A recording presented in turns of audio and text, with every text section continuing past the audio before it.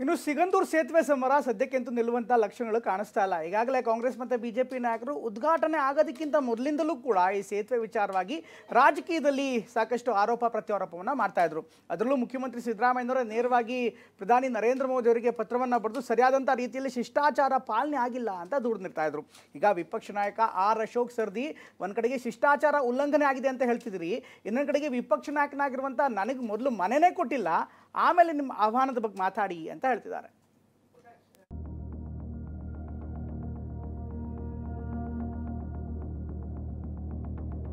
ಒಬ್ಬ ಮುಖ್ಯಮಂತ್ರಿ 3 ದಿವಸ ಹೋಗ್ಬಿಟ್ಟು ನೀವು ಕಾರ್ಡ್ ಕೊಟ್ಟು ಬನ್ನಿ ಅನ್ನಕ್ಕಿದೆ ಮದುವೆ ಕಾರ್ಡ್. ಶಿಷ್ಟಾಚಾರ ಮುಖ್ಯಮಂತ್ರಿಗಳನ್ನ ಕರೀದೇನೆ ಏನದ್ರಲ್ಲಿ ತೊಂದರೆ ಆಗ್ತಾ ಇತ್ತು ಗೊತ್ತಿಲ್ಲ.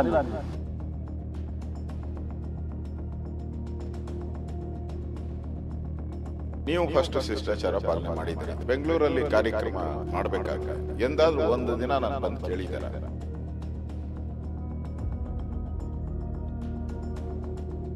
ಇದೊಂದು ರಾಜಕಾರಣದ ಒಂದು ಭಾಗ.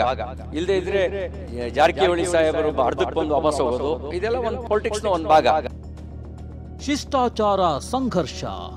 ಶಿವಮೊಗ್ಗದ ಸಿಗಂದೂರು ಸೇತುವೆ ಲೋಕಾರ್ಪಣೆಯಾದ ಬಳಿಕ ರಾಜ್ಯ ಮತ್ತು ಕೇಂದ್ರ ಸರ್ಕಾರದ ನಡುವೆ ಶಿಷ್ಟಾಚಾರದ ಸಂಘರ್ಷ ಶುರುವಾಗಿದೆ. ಮುಖ್ಯಮಂತ್ರಿಗಳಿಗೆ ಕೇಂದ್ರ ಸರ್ಕಾರ ಸೂಕ್ತವಾಗಿ ಆಹ್ವಾನ ಕೊಟ್ಟಿಲ್ಲ ಅಂತ ಇಡೀ ಸರ್ಕಾರ ನಿನ್ನೆಯ ಕಾರ್ಯಕ್ರಮದಿಂದ ದೂರ ಉಳಿದಿತ್ತು. ಇದೀಗ ಸಮರ ಮತ್ತೆ ಮುಂದುವರಿದಿದ್ದು, ಸಿಎಂ ಸಿದ್ದರಾಮಯ್ಯ ಪ್ರಧಾನಿ ಮೋದಿಗೂ ವಿಷಯ ಮುಟ್ಟಿಸಿದ್ದಾರೆ.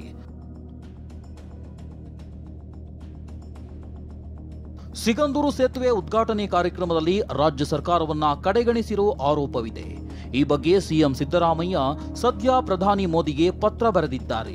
ಶಿಷ್ಟಾಚಾರದ ಪಾಠ ಮಾಡುವ ಮೂಲಕ ಇಂತಹ ಘಟನೆ ಮರುಕಳಿಸದಂತೆ ತೀಕ್ಷ್ಣವಾಗಿ ತಿವಿದಿದ್ದಾರೆ.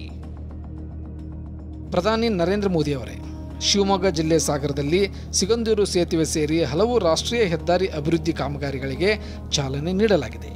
ರಾಜ್ಯ ಸರ್ಕಾರವನ್ನು ಸಂಪರ್ಕಿಸದೆ ಈ ಕಾರ್ಯಕ್ರಮವನ್ನು ಆಯೋಜಿಸಿದ್ದು ಮಾತ್ರವಲ್ಲ, ಮುಂಚಿತವಾಗಿ ಕಾರ್ಯಕ್ರಮ ಆಯೋಜನೆಯ ವಿಷಯವನ್ನು ತಿಳಿಸದೆ ಆಹ್ವಾನ ಪತ್ರಿಕೆಯಲ್ಲಿ ನನ್ನ ಹೆಸರನ್ನು ಕೂಡ ಮುದ್ರಿಸಲಾಗಿತ್ತು. ಎಲ್ಲ ಹಂತಗಳಲ್ಲಿಯೂ ಶಿಷ್ಟಾಚಾರ ಉಲ್ಲಂಘನೆ ಮಾಡಲಾಗಿದೆ. ಕೇಂದ್ರ ಮತ್ತು ರಾಜ್ಯ ಸರ್ಕಾರಗಳ ನಡುವಿನ ಸಂಘರ್ಷಕ್ಕೆ ಕಾರಣವಾಗಬಹುದಾದ ಈ ನಡೆ ಒಕ್ಕೂಟ ವ್ಯವಸ್ಥೆಗೆ ವಿರುದ್ಧವಾದುದು. ಇದನ್ನು ರಾಜ್ಯ ಸರ್ಕಾರವು ಬಲವಾಗಿ ಖಂಡಿಸುತ್ತದೆ. ಮುಂದಿನ ದಿನಗಳಲ್ಲಿ ಇಂತಹ ಲೋಪಗಳಾಗದಂತೆ ತಮ್ಮ ಎಲ್ಲ ಸಂಪುಟ ಸಹೋದ್ಯೋಗಿಗಳಿಗೆ ಕಟ್ಟುನಿಟ್ಟಿನ ಸೂಚನೆ ನೀಡುತ್ತೀರೆಂದು ನಾನು ಭಾವಿಸಿದ್ದೇನೆ.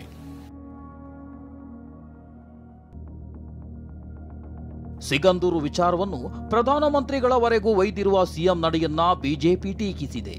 ಶಿಷ್ಟಾಚಾರ ಉಲ್ಲಂಘನೆಯಂತಿರೋ ಕಾಂಗ್ರೆಸ್ ವಿರುದ್ಧ ಆರ್ ಅಶೋಕ್ ಪ್ರಶ್ನೆಗಳ ಸುರಿಮಳೆ ಸುರಿದಿದ್ದಾರೆ. ಬೆಂಗಳೂರಿನಲ್ಲಿ ನಡೆದಿರೋ ಯಾವುದಾದ್ರೂ ಕಾರ್ಯಕ್ರಮಕ್ಕೆ ನನ್ನನ್ನ ಕರೆದಿದ್ರಾ ಅಂತ ತಿರುಮಂತ್ರ ಹಾಕಿದ್ದಾರೆ.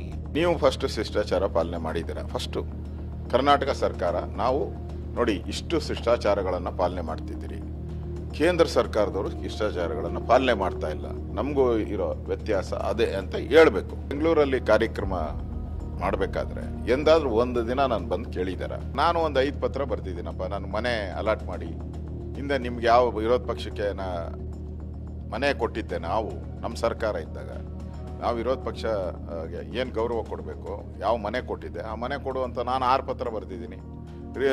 No reply. ನೋ ಡೌಟ್ ಇದೊಂದು ರಾಜಕಾರಣದ ಒಂದು ಭಾಗ. ಇಲ್ಲದೆ ಇದ್ರೆ ಜಾರಕಿಹೊಳಿ ಸಾಹೇಬರು ಅರ್ಧಕ್ಕೆ ಬಂದು ವಾಪಸ್ ಹೋಗೋದು, ಮುಖ್ಯಮಂತ್ರಿಗಳ ಪರವಾಗಿ ನಾನು ಹೋಗ್ತೀನಿ ಅಂತ ಸ್ಟೇಟ್ಮೆಂಟ್ ಕೊಡೋದು, ಸ್ಟೇಟ್ಮೆಂಟ್ ಕೊಟ್ಟ ನಂತರ ಗಡ್ಕರಿ ಅವ್ರದ್ದು ಅಧಿಕೃತ ಬರೋದು ತಯಾರಾದಮೇಲೆ ಆಮೇಲೆ ರಾಜಕಾರಣ ಮಾಡೋದು, ಇದೆಲ್ಲ ಒಂದು ಪೊಲಿಟಿಕ್ಸ್ನ ಒಂದು ಭಾಗ. ಇನ್ನು ರಾಜ್ಯ ಸರ್ಕಾರ ಶಿಷ್ಟಾಚಾರ ಪಾಲನೆಯಾಗಿಲ್ಲ ಎಂಬ ಪದವನ್ನೇ ಮುಂದಿಟ್ಟಿದೆ. ಮುಖ್ಯಮಂತ್ರಿಗಳನ್ನ ಕರೆಯದೇ ಇರುವುದು ಒಕ್ಕೂಟ ವ್ಯವಸ್ಥೆಗೆ ಧಕ್ಕೆ ಎಂದು ರಾಜ್ಯದ ಸಚಿವರು ಅಸಮಾಧಾನ ತೋರ್ಪಡಿಸಿದ್ದಾರೆ. ಶಿಷ್ಟಾಚಾರ ಮುಖ್ಯಮಂತ್ರಿಗಳನ್ನ ಕರೀದೇನೆ ಅಥವಾ ಮುಖ್ಯಮಂತ್ರಿಗಳು ಮನವಿ ಮಾಡಿದ್ರು, ನನಗೆ ಬೇರೊಂದು ಕಾರ್ಯಕ್ರಮ ಇದೆ, ಅದರಿಂದ ನೀವು 1-2 ದಿವಸ ಮುಂದೆ ಹಾಕೊಳ್ಳಿ, ಏನದರಲ್ಲಿ ತೊಂದರೆ ಆಗ್ತಾ ಇತ್ತು ಗೊತ್ತಿಲ್ಲ ನನಗೆ. It's development. ಇದೇನು ಫೈಟ್ ಮಾಡೋದು, ಒಬ್ಬರು ಬಿಟ್ಬಿಟ್ಟು ಇನ್ನೊಬ್ಬರು ಮಾಡೋದು, ಅವರ ನಿರ್ಲಕ್ಷ್ಯ ಬಿಟ್ಟು ನಾನೇ ಮಾಡಿ ಕ್ರೆಡಿಟ್ ತಗೋಬೇಕು ಅಂತ ಅಗತ್ಯ ಏನೂ ಇಲ್ಲ. ಪ್ರೆಸಿಡೆಂಟಿಗೆ ಪ್ರೋಟೋಕಾಲ್ ಇಟ್ಟಂಗಿಲ್ಲ. ಅವರು ದೊಡ್ಡ ಬ್ರಿಡ್ಜ್ ಉದ್ಘಾಟನೆ ಆಯ್ತಲ್ಲ ಜಮ್ಮು ಕಾಶ್ಮೀರನಾಗ, ಒಂದೇ ಫ್ಲಾಗ್ ಹಿಡ್ಕೊಂಡು ಹೋದ್ರಲ್ಲ, ಅದು ಯಾರು ಮಾಡಿರೋದು? ಒಂದೇ ಸಿಂಗಲ್ ಸೋಲೋ ಫೋಟೋ ಶೂಟ್ ಇತ್ತಲ್ಲ, ಅಲ್ಲಿ ಯಾವ್ದು ರಾಜ್ಯದ ಮುಖ್ಯಮಂತ್ರಿ ಇಲ್ಲ. ಎಲ್ಲಿ ಬ್ರಿಡ್ಜ್ ಬೀಳ್ತೈತೆ ಅಲ್ಲಿ ಯಾರು ಫೋಟೋ ಇರೋದಿಲ್ಲ.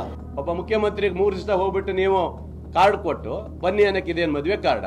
ಇಲ್ಲ ಒಬ್ಬ MP ಇದ್ದಾನೆ, ನರಿಬುದ್ಧಿ MP ಅವರು, ಈ MP ಎಲ್ಲ ರೀತಿಯ ಜೋಶಿ ಅವ್ರನ್ನ ಹಿಡ್ಕೊಂಡು ಮಾಡಿದ್ದಾರೆ, ಇವೆಲ್ಲ ಮಾಡಿದ್ದಾರೆ. ರಾಜ್ಯ ಸರ್ಕಾರ ಸೂಕ್ತ ಶಿಷ್ಟಾಚಾರ ಪಾಲಿಸಿ ಆಹ್ವಾನಿಸಿಲ್ಲ ಎಂಬ ತನ್ನ ನಿಲುವಿಗೆ ಅಂಟಿಕೊಂಡಿದೆ. ಆದರೆ ಕೇಂದ್ರ ಸರ್ಕಾರ ತಮ್ಮಿಂದ ಲೋಪವಾಗಿಲ್ಲ ಎಂಬ ಸಮರ್ಥನೆ ಮುಂದಿಟ್ಟಿದೆ. ತಮ್ಮ ದಶಕಗಳ ಹೋರಾಟದ ಕನಸು ನನಸಾದಂತ ಖುಷಿಯಲ್ಲಿ ಸಿಗಂದೂರಿನ ಜನತೆ ಇದ್ದಾರೆ.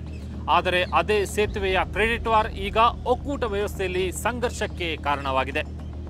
ಪ್ರಣೇಶ್ ಜೊತೆ ಕಿರಣ್ ಹನ್ನೆಡ್ಕ, TV9 ಬೆಂಗಳೂರು.